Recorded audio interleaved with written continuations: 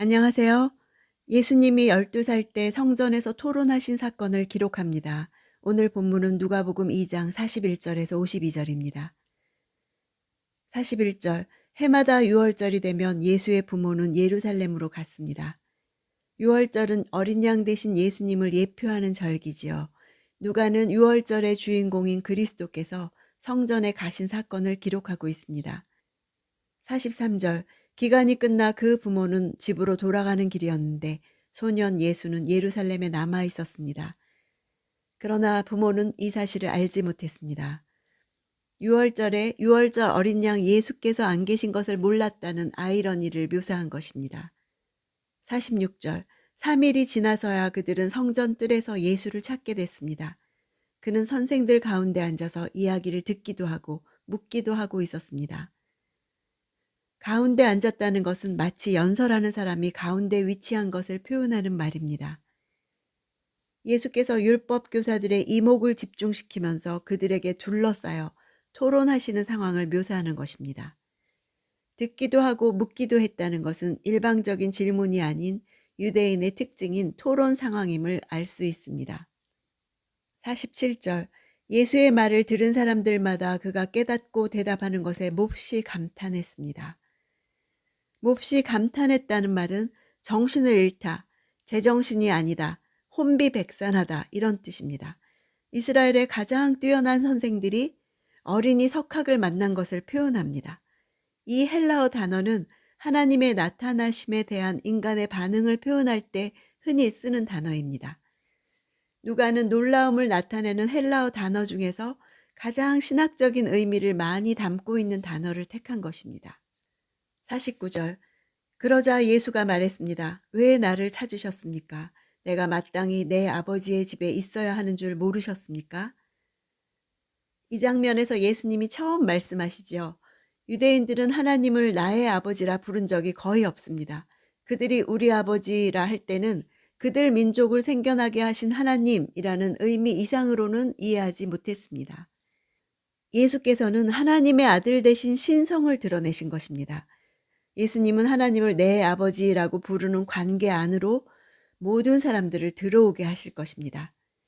내 아버지의 집이라는 구절은 헬라어 표현으로 내 아버지의 뭐뭐에라고 되어 있습니다. 빈 칸으로 남겨둔 것이죠.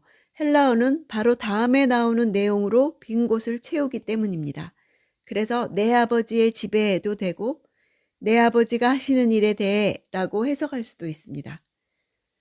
50절, 51절, 그러나 그들은 예수가 하는 말을 깨닫지 못했습니다. 그러고 나서 예수는 부모와 함께 내려가 나사렛으로 돌아가서 부모님께 순종하며 지냈습니다.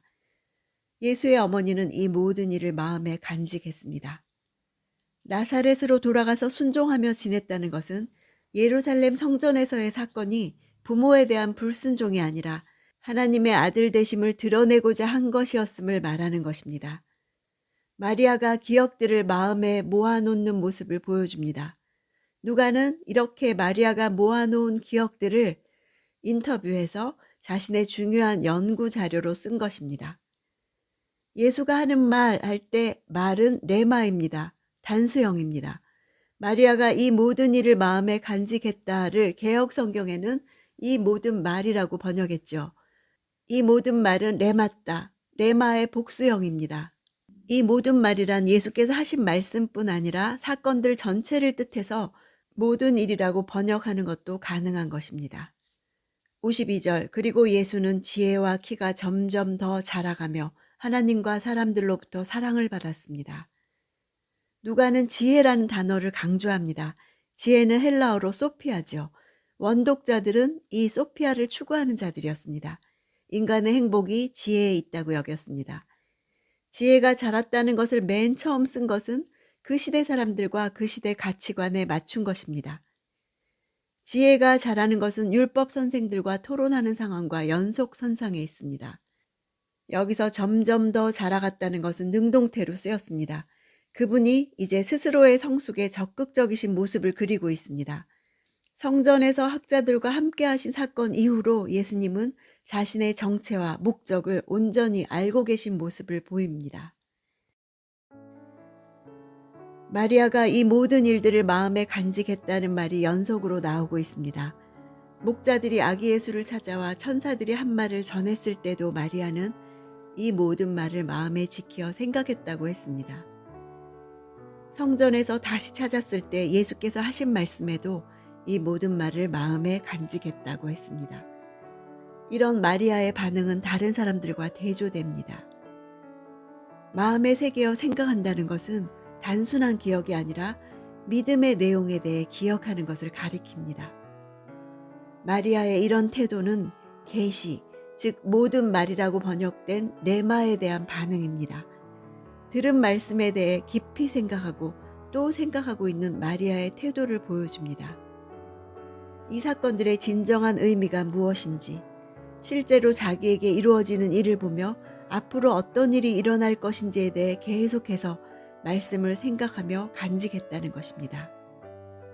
말씀, 즉 레마를 그렇게 간직하고 묵상할 때 내게 일어나는 일들에 대해 당장 이해할 수 없을지라도 하나님이 하시는 일을 받아들이는 믿음이 자라갑니다. 오늘 들은 말씀이 그렇게 간직되고 묵상되며 어떤 일이 일어날지 기대하는 말씀이 되기를 원합니다.